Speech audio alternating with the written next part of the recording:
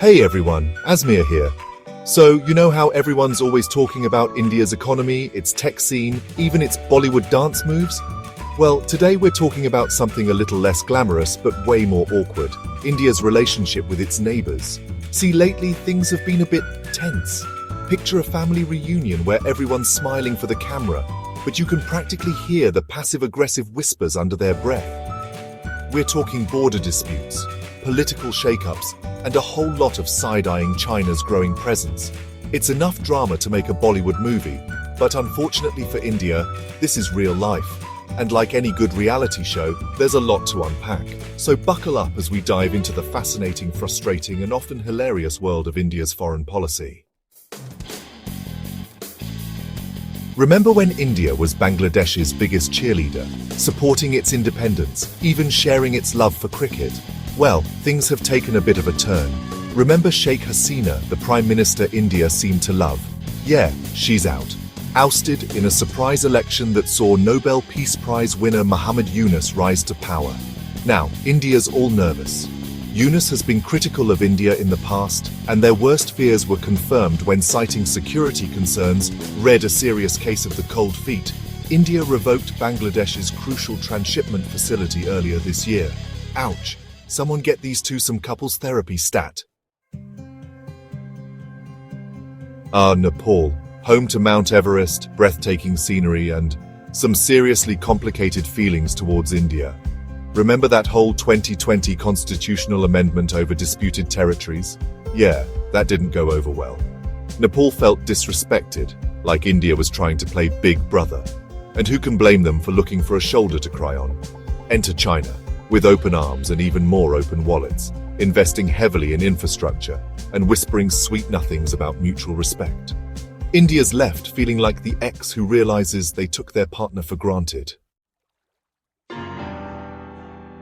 The Maldives, with its pristine beaches and luxurious resorts, used to be India's go-to for a relaxing getaway. But lately, it's been giving off more "we need some space" vibes.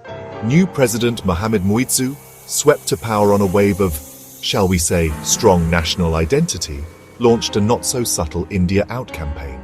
Turns out, cozying up to China and even Turkey is the new vacation fling everyone's talking about, leaving India feeling like that friend who got uninvited from the group trip.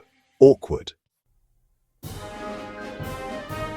Sri Lanka, remember that whole economic meltdown in 2022? India, like the good friend it sometimes tries to be, swooped in with billions in aid. But here's the thing about favors, they always seem to come with strings attached. China, never one to miss an opportunity, swooped in too, offering infrastructure investments and loans, but with a side of geopolitical maneuvering. Now, Sri Lanka's stuck walking a tightrope, trying to balance its historical ties with India and its growing dependence on China. Talk about a diplomatic headache. Bhutan, the land of gross national happiness, has always been India's closest Himalayan buddy. But even the most solid friendships can get a little rocky, and in this case, the rocks are, well, actually part of a border dispute with, you guessed it, China. Suddenly, Bhutan's engaging in high-level talks with Beijing, and India's left wondering if those best friends forever bracelets they exchanged were just a fashion statement. It's enough to make you want to meditate on the meaning of friendship. Or maybe just eat your weight in momos. Oh, Pakistan. Where do we even begin?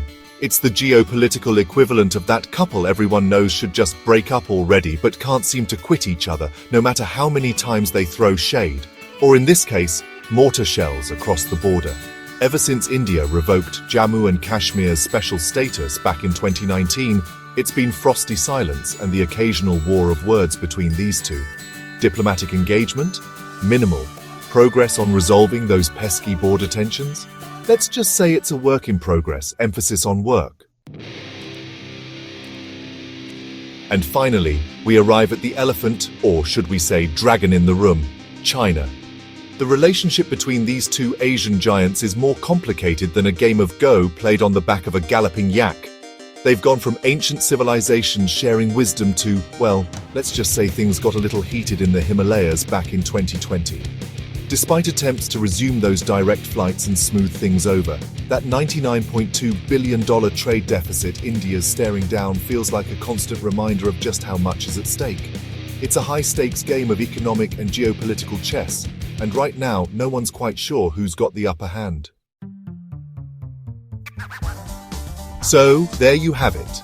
India's External Affairs Minister might try to spin a narrative of improved relations, but the reality on the ground is messier than a spilled plate of biryani.